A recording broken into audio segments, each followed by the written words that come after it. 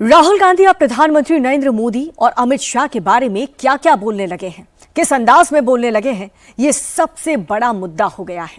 बीते 30 घंटे में राहुल गांधी की भाषा तू तड़ाक वाली हो गई है, ऐसा बीजेपी कह रही है। राहुल गांधी ने ऐसा क्यों कह दिया और क्या कह दिया, उन्हें आज एक बहुत बड़ी सच्चाई पता चल गई कि जीतेंगे तो मोदी ही। आखिर राहुल गांधी के पास ऐसा कौन सा फॉर्मूला हाथ लग गया जिससे उनका पारा इतना चढ़ गया और बिहार जैसी पॉलिटिकल जमीन भी उन्हें खिसकती नजर आ रही है। पहले नरेंद्र मोदी से तू तड़ाक।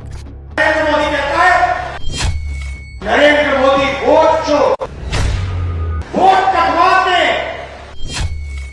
नरेंद्र मोदी चुनाव जीतता है। फिर अमित शाह से तू तड़ाक।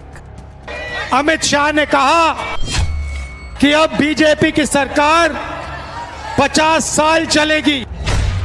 जब उसने बोला कि ये कैसे बोल रहा है, कि इसको कैसे मालूम, इसको इसलिए मालूम था, इसीलिए ये बोल रहा था। मोदी शाह से तू तड़ाक पर क्यों उतरे राहुल? हिंदुस्तान के सारे पोस्टर कुछ और कह रहे हैं, ओपिनियन पोल कुछ और कह रहे हैं। नरेंद्र मोदी कहता है 300 सीट आएगी, कितनी आई? 300 आई। क्यों? वोट चोर। दरअसल एसआईआर ने जब से फर्जी वोटर्स की चेकिंग शुरू की है, उसके बाद से ही उनकी जुबान तू तड़ाक पर उतर आई है। जिस सर्वे को वो कोसते थे, अब वो सर्वे भी पसंद आने लगे हैं। कह रहे हैं सब सर्वे सही थे, गड़बड़ तो मोदी, अमित शाह और एसआईआर ने मिलकर किया है। सच्चाई है कि ये पहले गुजरात में शुरू हुआ। ये 2014 से पहले गुजरात में शुरू हुआ और 2014 में नेशनल लेवल पे ये लोग इसको लाए। गुजरात मॉडल आर्थिक मॉडल नहीं है, गुजरात मॉडल वोट चोरी करने का मॉडल है। चलिए आप ही की बात मान लेते हैं, तो सवाल तो यह भी उठता है कि 2014 से पहले तो आपकी सरकार थी और सर भी आपकी सरकार के ही थे, फिर भी आपका वोट चोरी कैसे हो गया? तमाम राज्यों में कांग्रेस की सरकार थी, वहां वोट चोरी क्यों नहीं मोदी कर पाए? ऐसा कैसे हो गया कि आपकी केंद्र में सरकार होने के बावजूद मोदी और अमित शाह ने सर के साथ मिलकर खेल कर दिया? मैं आपको गारंटी देने कह रहा हूं और अच्छी तरह सुनिए। नरेंद्र मोदी वोट चोरी करके चुनाव जीतता है। नरेंद्र मोदी वोट चोरी करके, वोट कटवा के, वोट बढ़ा के चुनाव जीतता है और नरेंद्र मोदी और अमित शाह की मदद हिंदुस्तान का इलेक्शन कमीशन करता है। चलिए एक बार फिर आपकी इसी गारंटी को मान लेते हैं।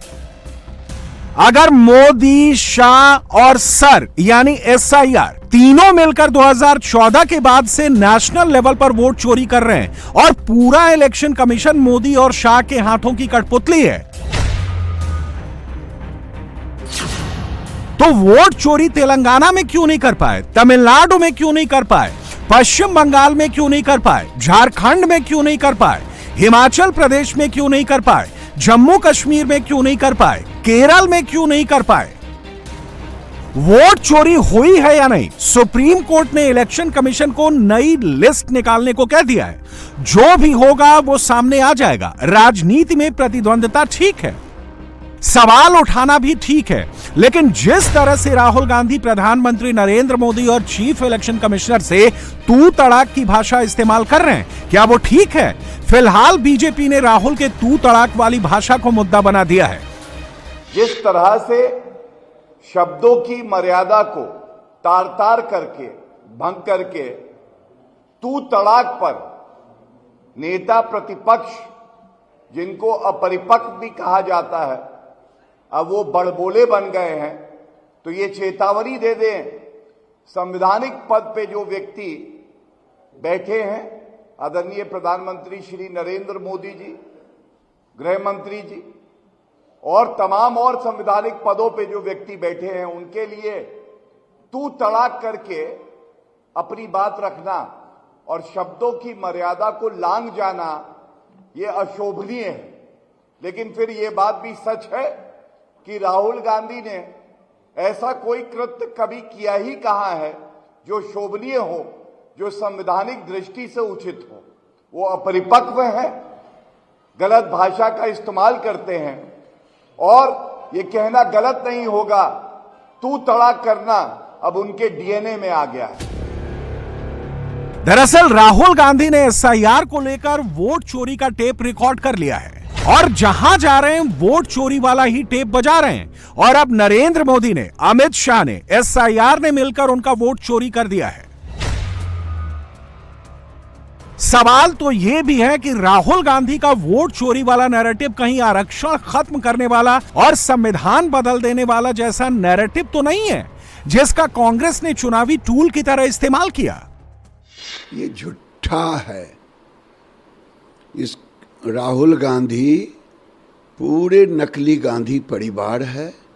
हाँ, 50 साल रहेंगे, काम के बल पे रहेंगे। 27 करोड़ गरीबों को आज तक आपके दादी से लेकर के आपने निकाला क्या? काम के बल पे 50 साल रहेंगे और आप झूठ बोलते रहिए। जनता आपको इसी तरह से सड़क के किनारे कर देगी। और जिस ढंग से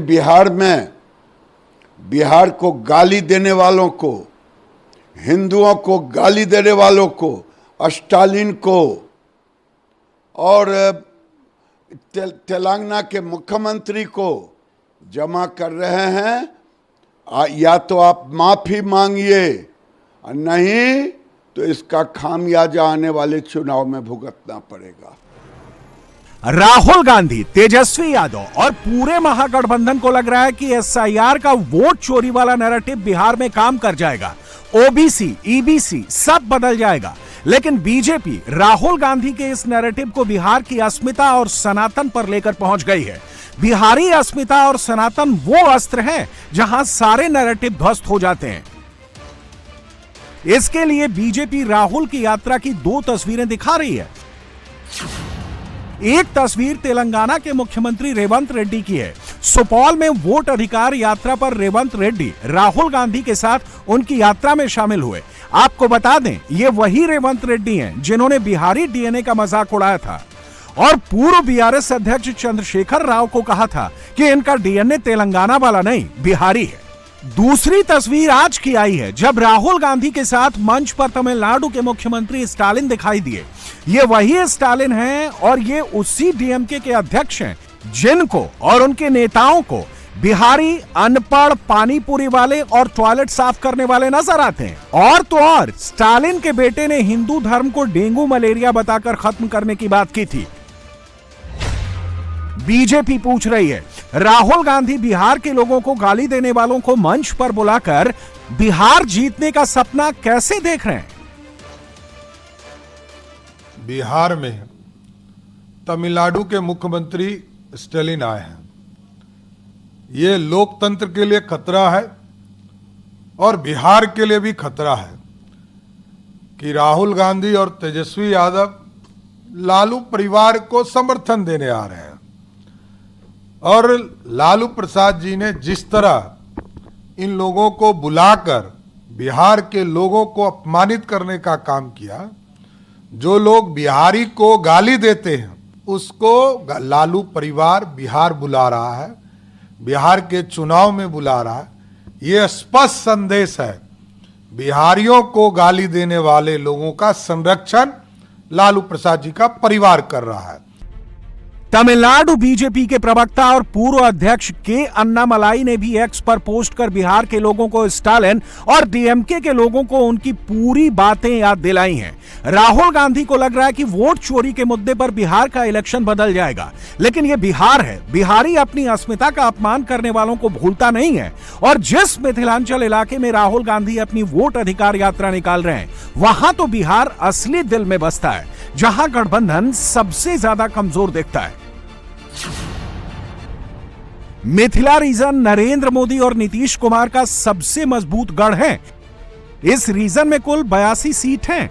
2020 में एनडीए 48 जीती, बीजेपी 25, जेडीयू 23 जीती, जबकि 2020 में महागठबंधन 33 जीती, कांग्रेस 3, आरजेडी 23 जीती, लेफ्ट 3, वीआईपी 4 जीती।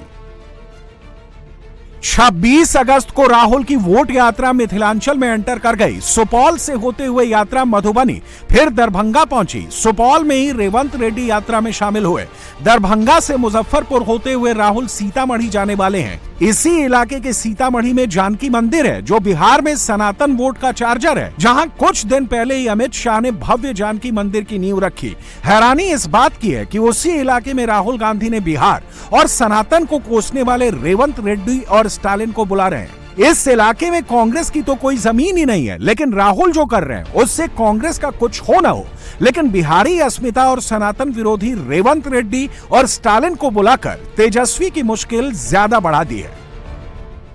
अरे रेड्डी साहब और स्टालिन साहब, जो आप लोगों ने हैदराबाद में और चेन्नई में जो बिहारियों को गाली दिया है, उसके लिए तो आज बिहार की धरती पर आके माफी मांगिए। आप हैदराबाद में बैठ के बिहार के लोगों को गाली दीजिएगा, चेन्नई में बैठ के बिहार के लोगों को गाली दीजिएगा, बिहार के लोगों के लिए अपमानजनक शब्दों का इस्तेमाल करिएगा और बिहार में आके यात्रा करिएगा। लज्जा शर्म सब धो दिया इन लोगों ने। और तेजस्वी प्रसाद यादव जी, जरा आपसे भी हम पूछना चाहते हैं कि जब चेन्नई में बिहारियों को गाली दिया गया था तो आपने भी उस समय उनके विरुद्ध बोला था। आज आप कौन सा सफाई देना चाहते हैं जब उनसे गले में गले मिलकर घूम रहे हैं? राहुल अपनी इस यात्रा में आधा मिथिला रीजन कवर कर रहे हैं। सिर्फ राहुल की यात्रा रूट पर नजर डालें तो मिथिला के जिन 5 जिलों में राहुल की यात्रा निकल रही है, इन 5 जिले में विधानसभा की 44 सीटें हैं। 2020 में एनडीए ने इन 44 में से 30 जीती थी। 2020 में महागठबंधन ने इन 44 में से 14 जीती थी। कांग्रेस सिर्फ 1 सीट जीत पाई थी। मुझे लगता है ये 2 नेताओं की उपस्थिति, रेवंत रेड्डी और स्टालिन, देखिए ये बात तो सच है कि बिहार के डीएनए को इंफीरियर बताने का काम रेवंत रेड्डी ने किया और बिहारियों को टॉयलेट साफ करने वाला कौम बता दिया स्टालिन ने। अब ये आए हैं यहाँ महागठबंधन की नैया पार कराने। बिहार की जनता करारा जवाब देने जा रही है और ऐसे 2 नेताओं की उपस्थिति के बाद जो बची खुची संभावनाएं हैं वो भी खत्म हो गई। राहुल गांधी अपनी यात्रा में सब कुछ कर रहे हैं। सीमांचल जाते हैं तो मखाना के खेत में उतर जाते हैं, लेकिन मिथिलांचल आकर रेवंत रेड्डी और स्टालिन के साथ यात्रा शेयर करके बीजेपी और जेडीयू को एक ऐसा मुद्दा थमा दिया जो पूरे चुनाव में तेजस्वी के लिए गले की हड्डी बन जाएगा, क्योंकि बीजेपी और जेडीयू ने तय कर लिया है कि बिहारी अस्मिता और सनातन पर टिप्पणी करने वालों का सच पूरे बिहार को बताएगी। और मिथिलांचल में तो राहुल तेजस्वी के लिए यह मुद्दा किसी भी तरह फायदा नहीं पहुंचाने वाला है, क्योंकि मिथिलांचल के जिन 5 जिलों से राहुल गुजर रहे हैं वहां पर महागठबंधन की हालत बहुत पतली है।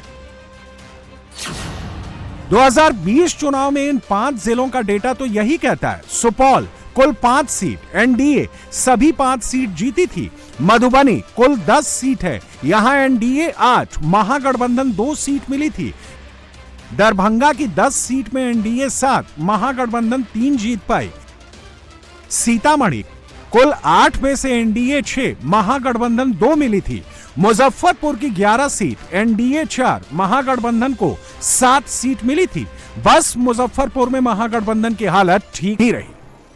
राहुल गांधी मिथिलांचल में घूम रहे हैं, कभी बाइक पर बहन के साथ तो कभी दूसरे नेताओं को लेकर घूम रहे हैं, भीड़ भी जुटा रहे हैं। लेकिन जिस इलाके में घूम रहे हैं वो मोदी और नीतीश के वोट बैंक सेंटर हैं, जहां विधानसभा ही नहीं लोकसभा में महागठबंधन को पांव रखने की जगह नहीं मिली थी। अगर इन 5 लोकसभा के हिसाब से विधानसभा की सीटों का मूल्यांकन करें तो राहुल ने मिथिला की जिन 5 लोकसभा सीट को कवर किया है, सभी 5 लोकसभा सीटों पर एनडीए का कब्जा है।